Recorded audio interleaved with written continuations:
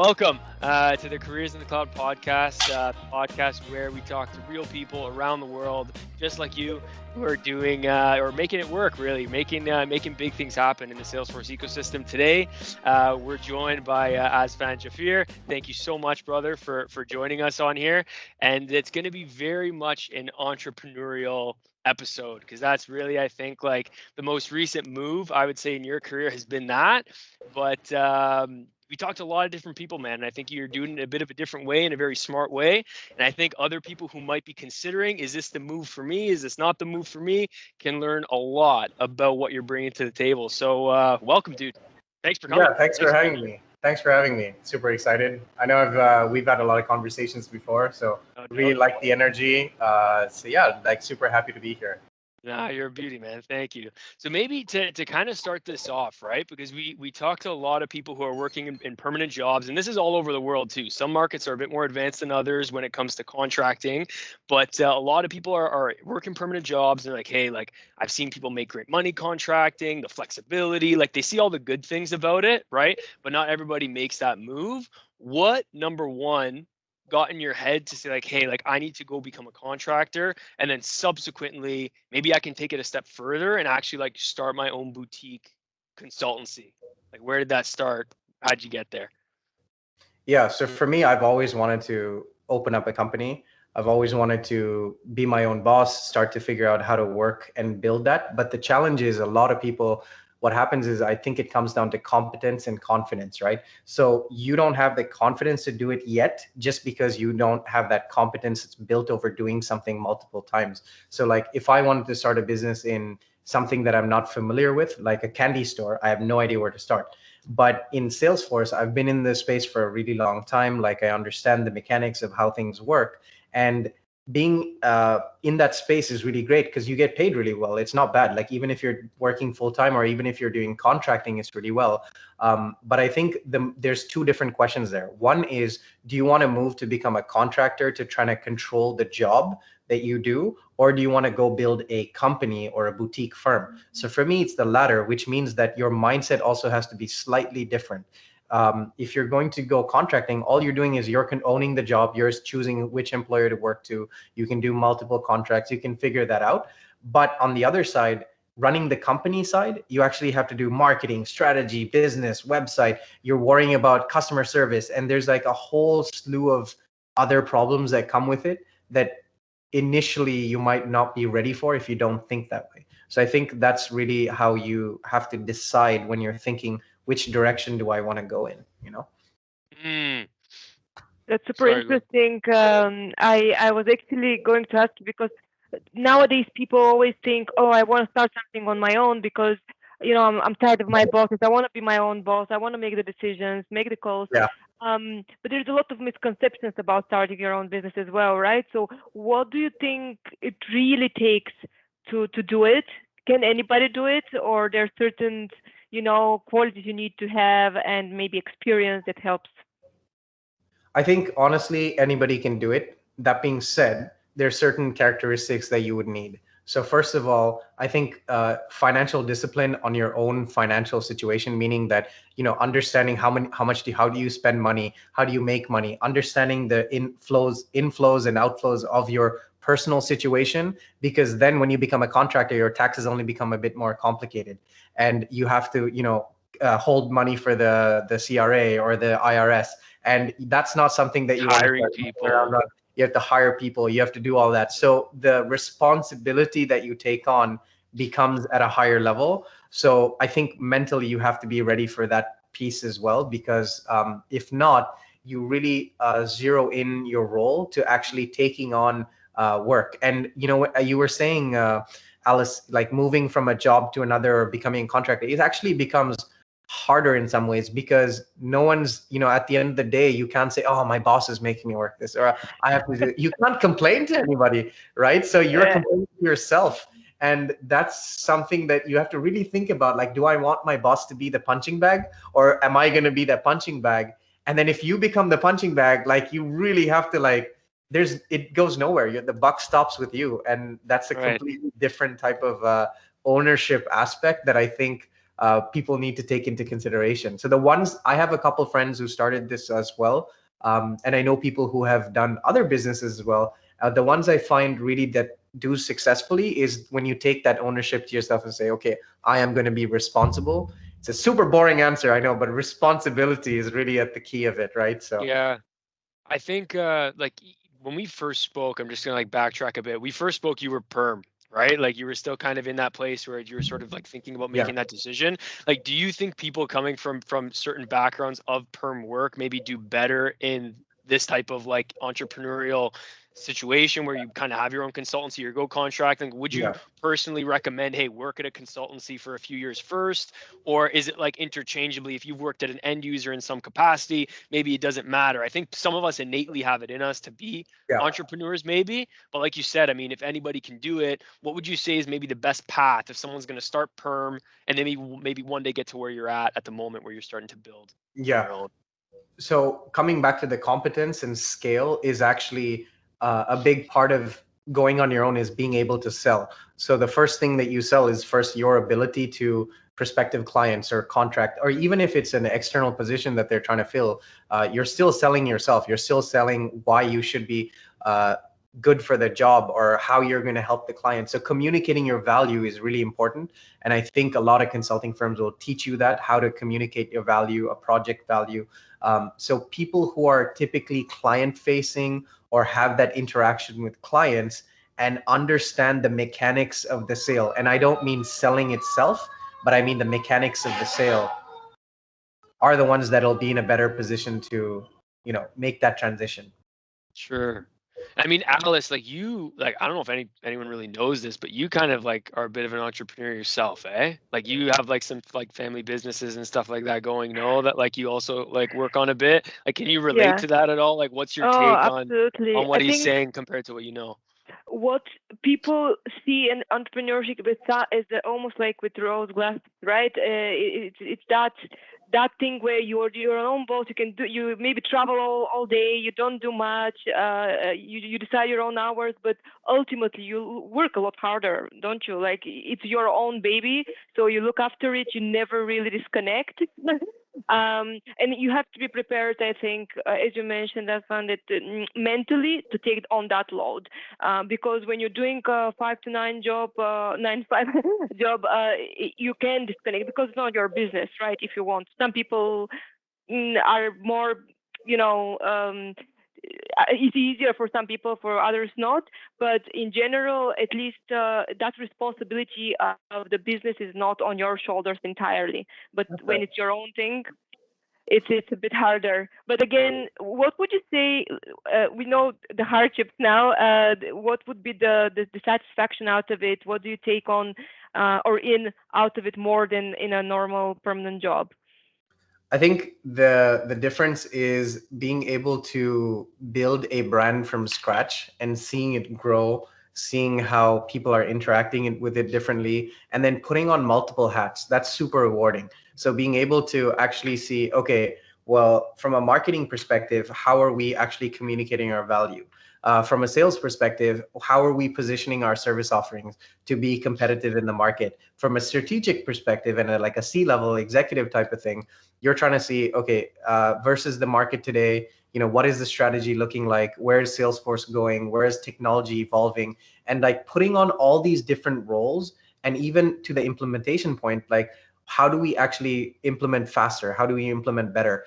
What do consultants think is valuable, but actually the customer doesn't seem to care too much? Like, why don't they get it that this is so cool, right? And it kind of reminds me of Apple and Apple's strategy, right? Like, it's really, really simple. Like you have to keep things as simple as possible. And if it's more complex for you to make it simple for the customer, that's what you should be focusing on. And it's like reorienting yourself in a completely different perspective to see, again, and I keep coming back to this, is like, how do you communicate your value of your brand, and not only yourself, but the brand, and position yourself differently, right? And that's where I find it super exciting. And it's a lot of thinking, ironically, over just doing work. It's like, how do we actually work, and what's the best way to do that? what are you seeing as maybe like your best entry point, or whatever you can share about why maybe you guys are different at Terrabbit, and what you, I guess, see for yourself going forward, like what your niche will be, you know?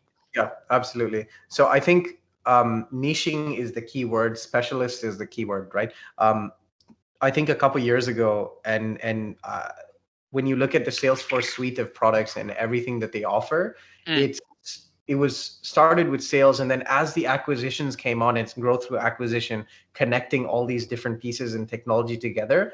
It's created this massive landscape, and for one partner to say strategically, yes, we can do everything. I mean, even on the big uh, firms and the big companies, it still boils down to one or two people that are actually implementing that, and those are the specialists that are familiar with the projects. And even you guys, as you search for candidates, you'll see, what is your real specialty and what do you have experience working on. And for us, my experience has touched multiple industries. We've worked on a lot, but my major experience has been focused on financial services, so banks, leasing and lending, wealth management, like those type of financial services industries is what naturally I've worked on from a marketing side, Pardot, sales service, financial services cloud. So that's kind of how I'm positioning ourselves.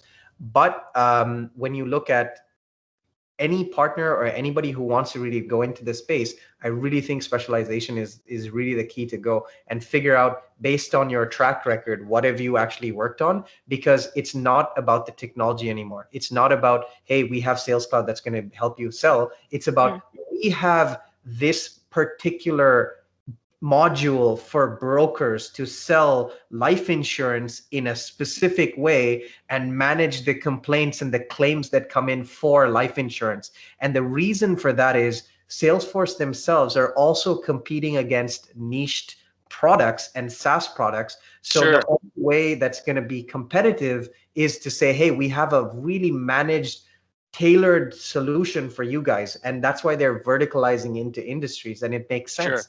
Right? So why would they go for Okay. something generic when they could get something that fits like a glove, right?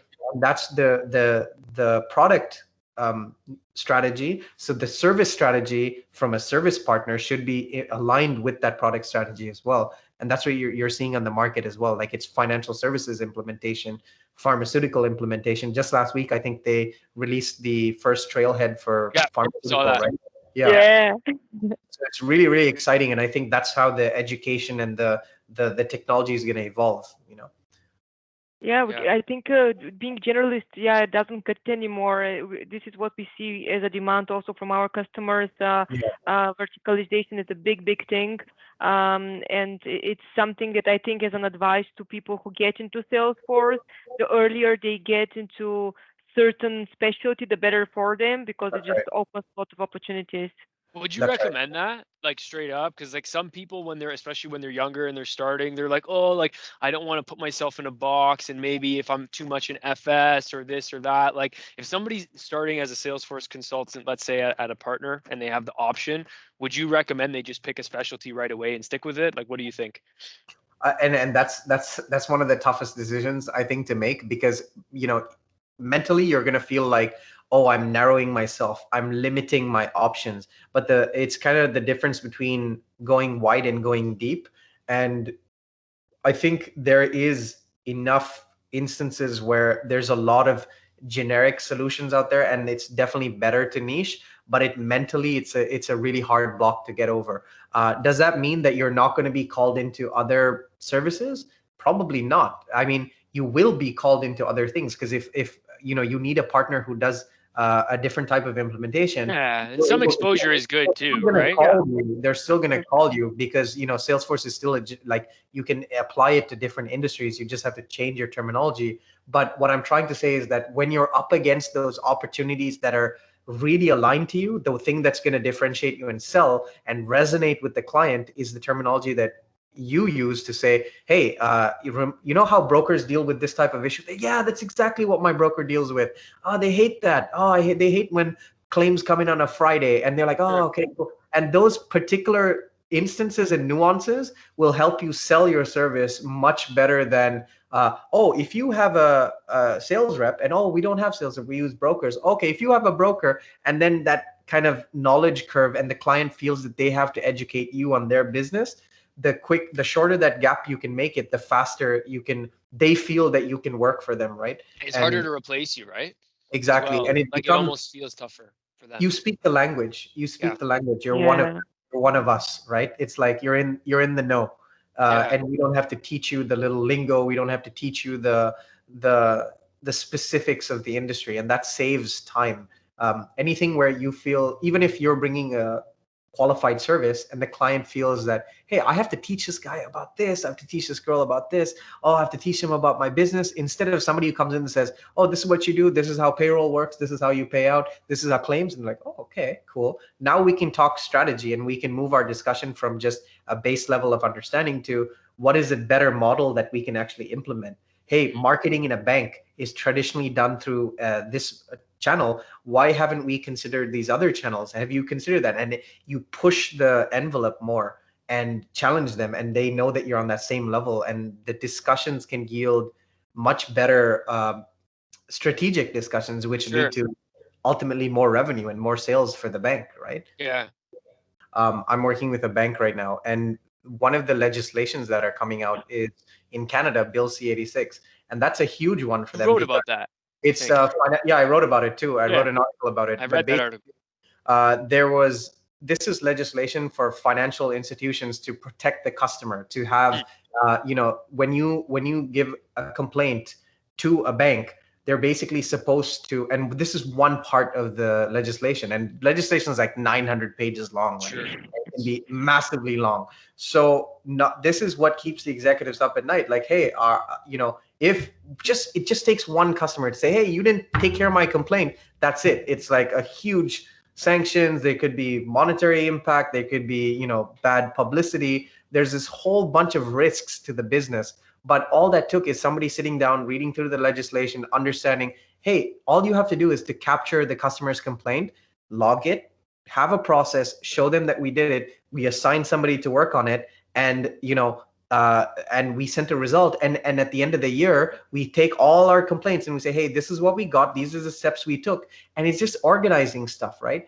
And being able to put that process specifically for the bank is a value add, compared to if you just said, oh, well, in Service Cloud we have a case capability. Yeah, you dumb it down to like but what is they're going to understand. but that's the implementation level. But the strategy level is, where is this going, and how does that link in with the bank as an image, as a public facing company, as a publicly traded stock? How will that impact your stock price if somebody complains and finds out that doesn't work out? It feels less that you're trying to like sell me something too at the end of the day, right? Like it actually feels like advice, as opposed to like, in this platform it can do this, where it's just exactly. like, It's feature-based conversations, which ultimately is the secondary step that you have to take. The primary thing is to figure out, how are you running your business? And like, we get so excited by technology, because we're implementing, we see it day to day, and I truly believe in like all the stuff that Salesforce and platforms can do.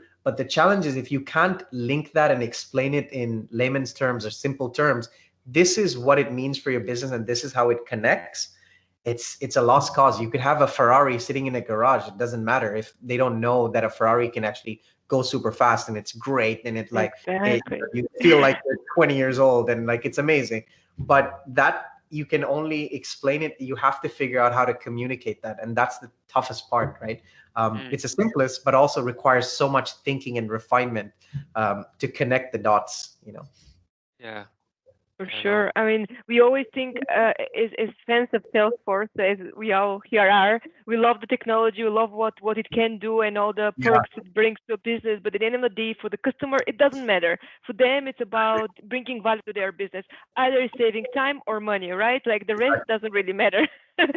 How fancy it looks, So obviously that disconnect that exists in many businesses. And I guess this is where you come in with your expertise, is to close that gap.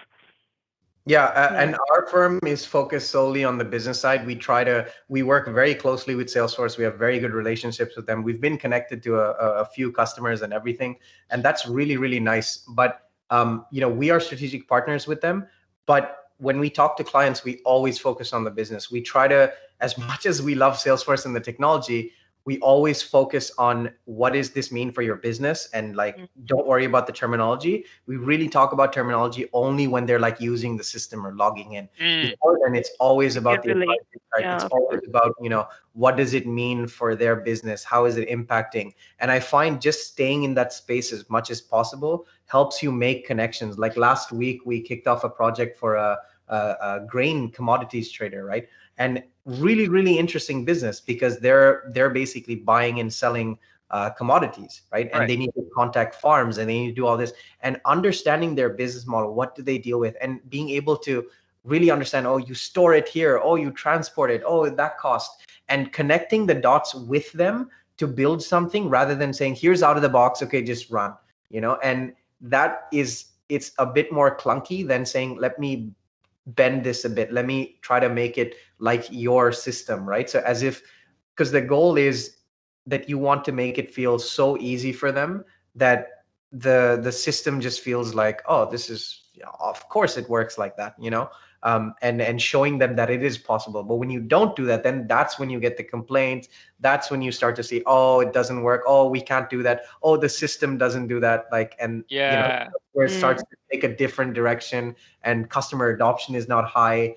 We focus a lot on usage, so trying not to put the most fanciest features but the most useful ones. So here's what you're actually going to use. Oh, you spend 90% of your time sending emails and calls, okay, why don't we try to figure out something for that? Oh, you spend 10 Yeah. minutes on Mm, maps, totally. okay, forget it, like They're let's not do it ready after. for half of it yet, right? Exactly. Yeah.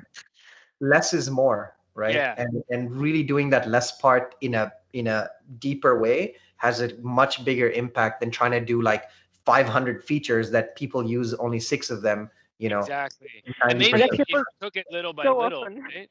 Yeah, if you did it little by little, maybe they eventually would be able to use all of them. But it's like Exactly. you've never driven stick before and they put you right into the Ferrari, just using Yeah. that example. It's like you're gonna break something. Yeah. It's You know almost what I like the mean? paradox of choice. I think sometimes you Yeah, get yeah, too yeah. much and you don't know where to start from. Yeah, Yeah, exactly.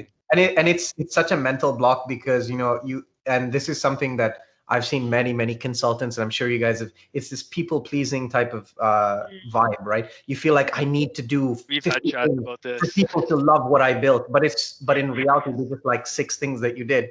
But they're just being polite and being quiet and listening to you talk about the other ideas. But what they really care about is those 6 things, and being able to identify what are those small things, the handful of things that they really care about, and do those really, really well. That is really difficult to do because you feel like, oh, I need to do 10, 20, 50 things. And that's when they're going to like my project. No, they're going to like your project on those key things that they believe is important. But you might be laughing at it, right? You might be like, this is insane. Why is that so important? But, in But then it's just reality, the world. but that's the world to them, right? So you can't judge and say, no, this is what should be important to you, right? So Yeah. that's where it takes like a bit of you have to be around the block a little bit. You have to be consulting for a while. You need those people skills to understand the importance of those qualities, right? And then to be able to focus on those. Yeah. So yeah, You gotta that's the go people through a part. few Yeah. gauntlets. No, no, that's good, man. Like from our side too, we wanted to also give you an opportunity to even just like talk about your new business if you wanted to, maybe just like properly introduce it now so people know kind of where you're at, where you're headed, what you guys focus on, what you specialize in, and how they can reach you as well, like how they can Yeah. contact you. Yeah. So, like I said, we are a Salesforce advisory and consulting firm. What that means is we first and foremost focus on just strategy behind how you can implement a CRM system, Mhm. specifically Salesforce, to sell more service. If you want to connect with partners, if you want to connect with employees, building up portals, all of that. So the technology is what we use as Salesforce, but the business side is, like I mentioned, focusing on how it can actually adapt to your business. So we spend a lot of time actually in pre-sales figuring out what is important to the client, and we don't try to box it in to a standard solution to say, here's what you need, but rather like, okay, these are the specifics that are important to you, and then focus on those. As for industry right now, it's kind of funny because our focus is on financial services, so really like wealth management, banks, and we've been introduced to a couple of. The funny thing is, in Canada, you have like 6, 7, 8 banks, and we've been introduced to a few of them. But the funny thing is, it's more like trying to figure out the sales cycles are different and all that is different, and it's fine. But we're finding that just because people like working with us, we're getting clients and leads from other industries as well. So like I said, the commodities broker, we're getting one in Spain internationally. So Nice. I did expect, I 100% thought we'd be in US and Canada for a long time, but people are reaching out. They don't care about the time zones. They're like, hey, we need a solution. And I'm like, okay, let's work on it.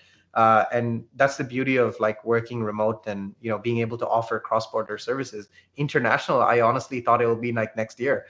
To reach us on the website, terrabbit.com, TERRABBIT.com. Our social media channels, we're available. We provide a lot of content on LinkedIn. So articles, like presentations, things about the business, just to help businesses figure out like what to prioritize, things like that. So, a lot of free content being given out. Yeah, tons of value in that from what I've been reading so far, and I think you guys are only headed upwards. So no worries, dude. Hey, if you're out in Spain visiting clients, let us know. I'll make sure I fly out for that. It looks like things are starting to open up, so fingers crossed. Yeah. But thank you, brother, again for joining us today. This was great, and I can't wait to get this published and out there to everybody. Yeah. Thank you. No, I'm excited. Yeah. Great talking to you. Thanks, dude.